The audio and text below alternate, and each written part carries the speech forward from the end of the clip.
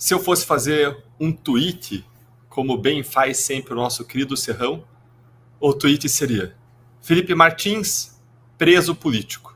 Soltem Felipe Martins. A alfândega americana finalmente se manifestou de forma categórica sobre Felipe Martins para dizer: ele não entrou nos Estados Unidos em dezembro de 2022. Em outras palavras, Felipe Martins não viajou para os Estados Unidos com Bolsonaro em dezembro de 2022. Ou ainda, Felipe Martins está preso há mais de 4 meses por uma viagem que ele não fez, sem denúncia. De modo que a prisão dele é duplamente ilegal. É ilegal por 2 motivos. Primeiro, porque o fundamento de risco e de perigo da preventiva, que fundamenta uma prisão preventiva, que é o risco e perigo da liberdade da pessoa para a sociedade, que seria embasado esse risco, esse perigo na viagem que Felipe Martins teria feito para fora do país. É um fundamento falso, mentiroso, que nunca existiu.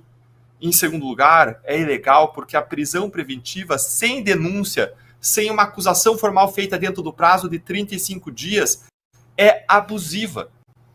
E agora, ministro Alexandre de Moraes, qual vai ser a desculpa para manter Felipe Martins preso? E agora, ministro Gilmar Mendes, Felipe Martins está sendo mantido na prisão para delatar? O seu colega Moraes está cometendo tortura para extrair uma delação dele? O ministro Alexandre de Moraes está praticando o pau de arara do século XXI, que Toffoli tanto gosta de falar? E aí, ministro Toffoli? Para que a gente nunca esqueça do absurdo que é a prisão do Felipe Martins, vamos fazer um breve retrospecto do que aconteceu até agora. O Felipe Martins foi preso na Operação Tempus Veritatis em 8 de fevereiro de 2024, acusado de ser a pessoa que apresentou a minuta do golpe, assim chamada, para Bolsonaro. Ao decretar a prisão, o ministro Alexandre de Moraes afirmou, de acordo com as informações da Polícia Federal, que Martins teria viajado com o ex-presidente Jair Bolsonaro para os Estados Unidos da América em dezembro de 2022, e isso mostraria que existiria um risco de fuga dele. Contudo, a informação não era verdadeira. Você está aí sentado? Se não, sente, porque a história que eu vou narrar agora é simplesmente inacreditável. A defesa de Felipe Martins juntou aos autos do processo a passagem aérea dele para Curitiba no dia seguinte em que ele teria viajado para os Estados Unidos, comprovando que ele estava no Brasil em dezembro de 2022, no final do ano, e não nos Estados Unidos. Mas o que fez o ministro Alexandre de Moraes? Não aceitou. Ele pediu que o próprio país, os Estados Unidos, informasse se ele entrou ou não lá. Os americanos negaram responder Moraes sem autorização do próprio acusado, do Felipe Martins. Aí Felipe Martins, em seguida, juntou documentos dos Estados Unidos, afirmando que não havia registros de entrada sua no país. Felipe Martins também juntou o processo à lista de passageiros do suposto voo que ele teria pegado para os Estados Unidos com Bolsonaro, mas lá não estava o seu nome, mais uma prova. O ministro Alexandre de Moraes, então, requisitou ao aeroporto, a partir do qual ele teria viajado para Curitiba, as imagens do aeroporto. E também pediu à empresa aérea para que informasse se Felipe Martins realmente fez a viagem para Curitiba. O aeroporto disse que não tinha as imagens, mas a empresa aérea confirmou que sim, que Felipe Martins havia embarcado para Curitiba como ele tinha afirmado e não para os Estados Unidos. Depois de tudo isso, e de um pedido da própria PGR, do Ministério Público, do fiscal da lei, para que a prisão fosse revogada, você acha que o ministro Alexandre de Moraes soltou o Felipe Martins? Não. Alexandre de Moraes solicitou que a Força Aérea Brasileira, então, mostrasse imagens do avião presidencial em que Bolsonaro teria viajado para os Estados Unidos, para verificar a presença de Martins lá dentro do avião. Claro que isso aí não existe. E a FAB, evidentemente, respondeu que não tem essas imagens. A defesa de Felipe Martins passou a juntar, então, nos autos, comprovantes como recibo de Uber, recibo do iFood, para provar que ele estava no Brasil e não no exterior. E agora, desta vez, veio a gota d'água. Os próprios americanos que vieram e comprovaram que o Felipe Martins não viajou para os Estados Unidos. O Felipe Martins segue preso há mais de 4 meses sem denúncia, e mesmo depois de ele ter comprovado cabalmente nos autos que o pressuposto indicado pelo ministro Alexandre de Moraes para sua prisão era falso, que a base caiu, ou seja, tirou as peças debaixo daquele castelo de cartas construído pelo ministro, mesmo assim, mesmo provando que ele não saiu do Brasil, mesmo provando que ele não viajou para os Estados Unidos, mesmo assim, o ministro o manteve preso. Isso deveria ter acarretado tudo isso, a imediata soltura, a revogação da prisão preventiva. Até mesmo a PGR reconheceu o erro da Polícia Federal e do ministro e deu parecer favorável à soltura, mas Felipe segue preso até hoje, ilegalmente, sem denúncia. Ele é, na melhor definição do termo, um preso político. Se as prisões são ilegais, jurídicas é que elas não são. Qual é a razão delas se não é a lei? Se fosse vingança pessoal de alguém contra um desafeto, do vítima contra o autor do crime, como pode ter sido aquele caso da prisão das pessoas que supostamente ameaçaram Moraes, e jamais poderia um juiz decretar a prisão das pessoas de quem ele é vítima, mas se fosse vingança pessoal aqui contra o desafeto, a gente estaria falando de uma prisão abusiva por perseguição pessoal. Mas, contudo, no caso do Felipe Martins, o componente é diferente, é político. Todos os presos que estão sendo presos são de uma ideologia que o STF quer vencer. E que, segundo o ministro do STF, o STF já derrotou o bolsonarismo. Derrotamos os bolsonarismos, disseram eles. Alguns ministros querem a prisão por outra razão de cunho político. Evitar que o 8 de janeiro volte a acontecer. O que é também uma razão política, não é jurídica. Então não tem como negar que essas prisões são motivadas politicamente. São sim prisões políticas. Não tem outro jeito de encarar esse comentário, esse que está acontecendo, esses fatos. Não tem outro jeito de encerrar essa análise do que dizer: soltem Felipe Martins. Torman e Caltabiano. Pois bem, eu falei, né, das milícias digitais. Pelo menos o Estadão hoje chamou de gabinete do ódio petista, porque ontem tinha chamado de gabinete da ousadia. Olha o eufemismo. Influenciador petista repete gabinete do ódio. A culpa é bolsonarista, que gerou a ideia, né?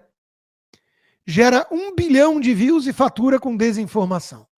Tiago dos Reis explora fake news, informações descontextualizadas.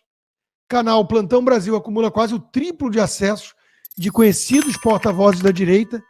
Planalto e YouTube não comentam. Existe perseguição a um lado apenas. Por falar em Janones, ele mandou um recado para o PT depois que foi livrada a sua barra, com a relatoria do Boulos no Conselho de Ética da Câmara. Estou de volta, mandou avisar o PT. Para espalhar desinformação e fake news impunemente. As instituições estão funcionando perfeitamente. Detalhe, o gabinete do ódio bolsonarista não passa de uma narrativa. Não existe. Não existe. Nunca encontraram nada.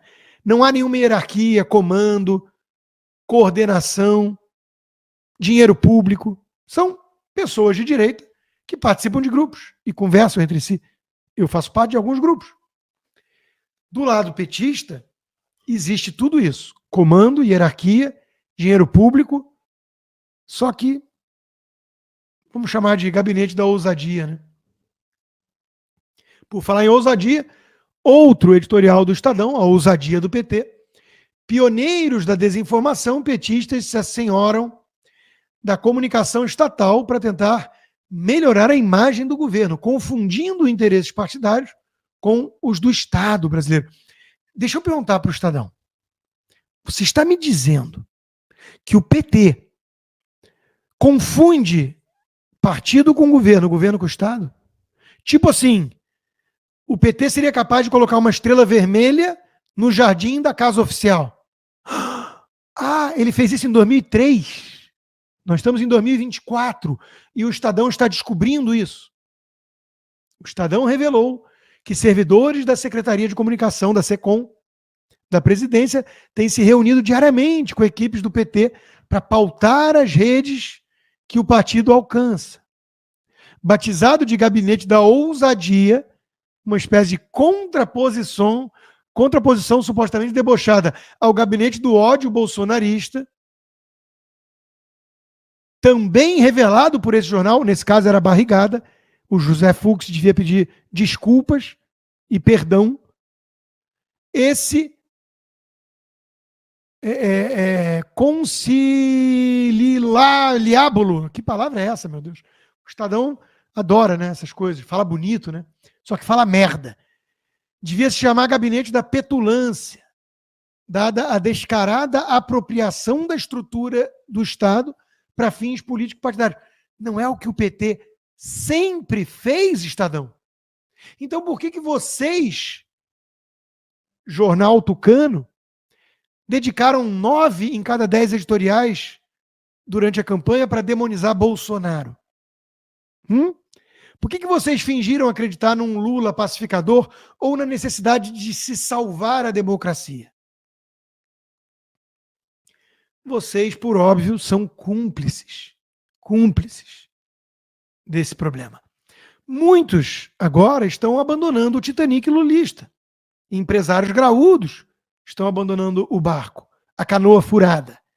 Mas nós estamos aqui para lembrar o que vocês fizeram no verão passado. Tem que ter o fator pedagógico. Temos que aprender lições importantes, senão o teatro das tesouras volta com tudo. Senão a direita permitida vai ser a única existente no Brasil uma vez mais, ou seja, os tucanos, que não é direita coisa alguma. Nicolas Ferreira pontuou.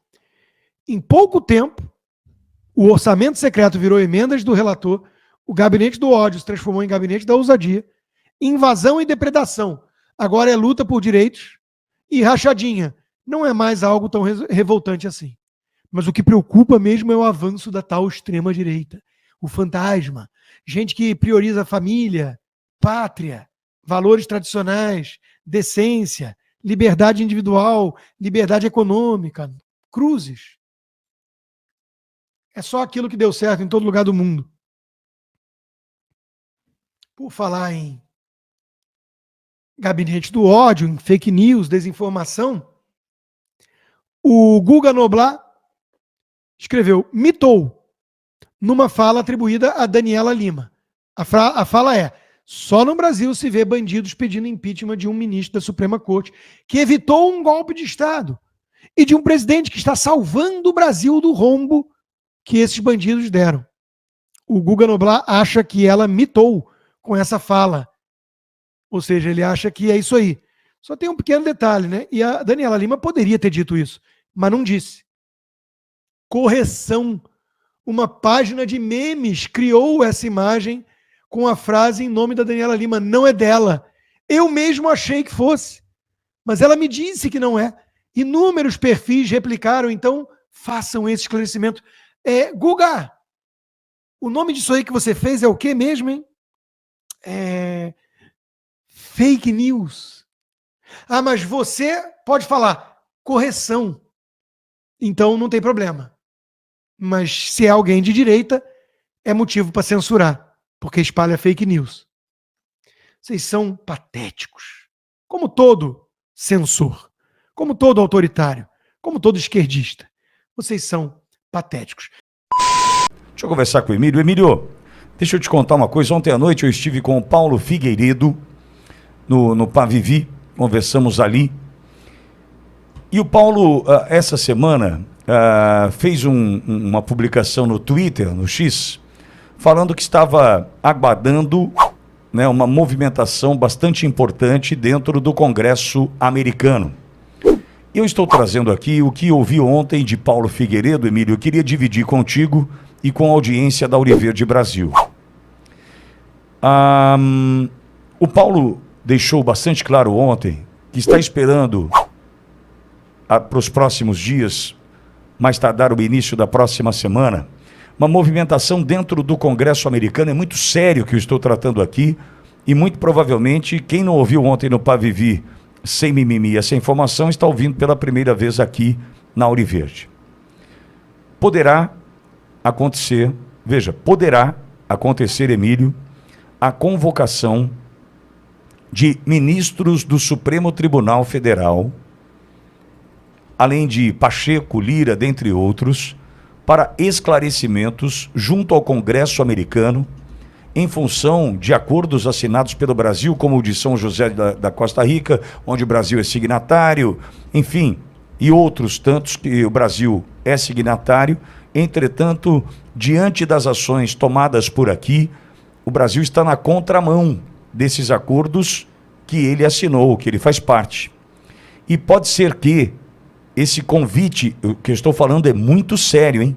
Não tem chute não, hein? Esses convites aconteçam imediatamente. Caso as respostas dadas ali não vierem a ser a contento, o Brasil poderá sofrer sanções que já são aplicadas a países como Cuba, Venezuela, dentre outros, e aqueles que estiverem promovendo o que vai contra esses acordos internacionais aqui no Brasil poderão perder o passaporte de acesso ou visto de acesso aos Estados Unidos e terão seus bens bloqueados dentro do território americano. A notícia de que dentre esses mencionados aqui, existem pessoas que têm dinheiro e imóvel nos Estados Unidos. Então veja, Emílio, a gente pode estar fechando a semana sem ainda essa informação concreta, entretanto, durante a próxima semana, algo bastante importante pode acontecer. Lembrando que o sistema, o establishment, não gosta de carregar esses que vão ficando pesados para o mesmo. Emilhão, bom dia, seja bem-vindo. Bom dia, Pitoli, bom dia a todos que não fizeram o L. Pitoli, isso chama-se juristocracia. A gente está vivendo, neste momento, uma ditadura do judiciário. Só que a gente não pode falar, porque senão a gente vai acabar até bloqueando o canal no YouTube da Rádio Auriverde Brasil. A gente vai ter sérios problemas. Isso tudo é consequência do momento que a gente está vivendo, em que o judiciário extrapolou todas as suas competências, exorbitou as suas competências em relação aos outros poderes, e não só em relação aos outros poderes, mas também em relação à população, como, por exemplo, nos casos de liberdade de expressão. E ainda foi mais longe ainda, logicamente, um regime de ditadura do judiciário não poderia ser um regime que não tivesse tortura. E a gente está tendo, Pitoli, tortura de pessoas do 8 de janeiro que são inocentes. Eu estou acompanhando muito de perto aí o relatório da lei da anistia do Rodrigo Valadares, e eu acredito que pode ser uma válvula de escape para esse pessoal também do judiciário que se perdeu. Eles sabem que se perderam, Pitoli, só que eles não conseguem voltar atrás. Talvez a lei da anistia seja muito positiva para isso. E olha só, Pitoli, o que aconteceu nessa semana. Nós estamos vendo o mundo todo dando uma guinada à direita, com o resultado do Parlamento Europeu.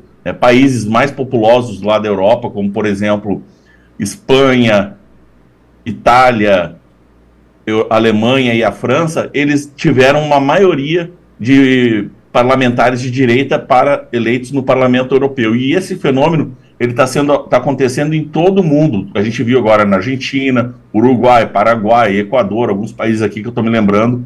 O próprio El Salvador, que você visitou, que deu uma super guinada à direita. E o Brasil, Pitoli, nesse movimento da população que não aguenta mais o populismo, e a conta está chegando, e a gente está vendo que essa conta é cara, tudo isso está fazendo a gente acordar, e o mundo já não vai mais aceitar o que o judiciário brasileiro está fazendo. Então, eu acredito que isso que você está falando, de fato, pode acontecer, Pitoli. Milho, e você que acompanha os bastidores de Brasília, tem informações sobre a milícia digital do PT? Porque o João trouxe uma matéria do Estadão, falando sobre como funcionava, a partir do Paulo Okamoto, Instituto Lula, a disseminação por camadas, né, das desinformações, notícias mentirosas, fake news por parte do PT, ainda durante o processo eleitoral passado, e chegou inclusive a Bernie Sanders, né, o democrata americano, que teve o seu nome citado na matéria do Estadão. Como é que está rolando esse bastidor? Afinal de contas, existe a intenção de abertura de uma CPI das milícias digitais do PT. Ontem ainda, a última informação que eu encontrei, 76 assinaturas até aqui. Se houve alguma coisa nos corredores de Brasília com relação a essa milícia digital do PT, Emílio? Vamos lá, Pitoli. A gente escuta muita coisa aqui nos corredores da Câmara, do Congresso, e o zum aqui em Brasília é grande. Já se falava antes, há algum tempo, que tinha essa milícia digital do PT durante as eleições, aí se fala de tudo que o PT fez para conseguir levar, não vou nem falar ganhar, né, mas levar as eleições, tomar o poder novamente. E Pitoli, tem muita coisa que eu escuto que eu não posso falar, porque eu não posso me comprometer, porque eu não tenho as provas, né, eu não posso... e a gente escuta muita coisa relacionada ao judiciário, ao PT e também aos políticos, que esse aqui eu acho que é corrupto, esse aqui não, esse aqui é... Então tem muito zum aqui nos bastidores, Pitoli, só você andando aqui e conversando ao baixinho perto das pessoas que eles contam tudo. Milhão, e o PL do aborto, né? Agora tem essa história do Pacheco dizendo que precisa ter cautela, querendo contemporizar, não, vamos ver, esse aborto não é homicídio, não. Entretanto, Emílio, uma pesquisa aponta que 92% dos brasileiros são contra o aborto. O que será que o Pacheco está querendo, mandando esse recado aí de que deve segurar o PL 1904 no Senado, hein, Milhão? Bom, Pitoli, a gente sabe que tem uma indústria por trás disso, né? A gente ninguém tem dúvida disso, é uma indústria mundial que é movimentada. Posso falar o nome? Você falou aborto, né? Sim. Posso falar o nome aqui ainda? Pode. Tá. Existe uma indústria muito forte, é um tema muito sensível, né? Esse tema, Pitoli, particularmente é um tema que eu evito falar nas minhas lives. Eu já falei com você em off sobre isso, né? Que é um tema que a gente não pode falar, porque aí cai. Mas Pitoli, resumindo, é pauta de costume. Este governo, com a péssima articulação política, não leva pauta de costumes. E olha só quem estava reclamando da articulação do governo na Câmara dos Deputados, no Congresso. O próprio Capitão Cueca. Ele estava, nessa semana, reclamando que o governo não tem articulação política. E aí, já começa por ele, né? Como que o governo vai ter credibilidade tendo o próprio Capitão Cueca como o grande articulador, né? O líder do governo na Câmara dos Deputados. O aborto não passa na Câmara, do jeito que está. Acabou o dinheiro, essa é a verdade. Saiu agora, Trump dá pista de quem será seu vice para concorrer ao governo americano. O ex-presidente Donald Trump revelou que já tem uma boa ideia de quem será seu companheiro de chapa para a eleição presidencial de 2024. Mas a escolha provavelmente será anunciada apenas durante a Convenção Nacional Republicana, que ocorrerá entre 15 e 18 de julho, em Milwaukee. Em entrevista à Fox News, na sede do Comitê Nacional Republicano, Trump foi questionado se o seu escolhido estava presente nas reuniões. Provavelmente não quero me comprometer, mas acho que o anúncio será durante a convenção, respondeu Trump. Há algumas pessoas boas e temos algumas opções muito boas, completou ele. Entre os possíveis nomes mencionados está o do governador da Virgínia, Green Young. Eu poderia considerá-lo sim, ele estaria nessa lista, afirmou Trump. A jornalista Aishla Hasnie também perguntou a Trump sobre suas impressões a respeito do presidente Joe Biden como pai, em meio à condenação de Hunter Biden por acusações federais relacionadas a armas. Trump comentou sobre a seriedade do assunto, comparando a situações semelhantes em famílias que enfrentam problemas com drogas e álcool. Hunter Biden foi condenado na semana passada por 3 acusações relacionadas à compra de um revólver em 2018, quando mentiu ao dizer que não usava drogas de forma ilegal. O presidente Biden afirmou que não usará seus poderes presidenciais para apelar contra a condenação de seu filho e expressou orgulho pela resiliência de Hunter em sua recuperação.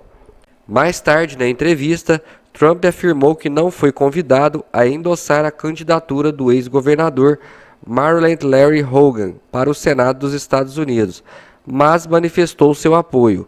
Gostaria de vê-lo vencer, acho que ele tem uma boa chance, declarou Trump. Essas revelações marcam um momento crucial na preparação para a eleição presidencial de 2024, com Trump mantendo suspense sobre a escolha de seu vice, o que pode influenciar significativamente a dinâmica da campanha eleitoral republicana.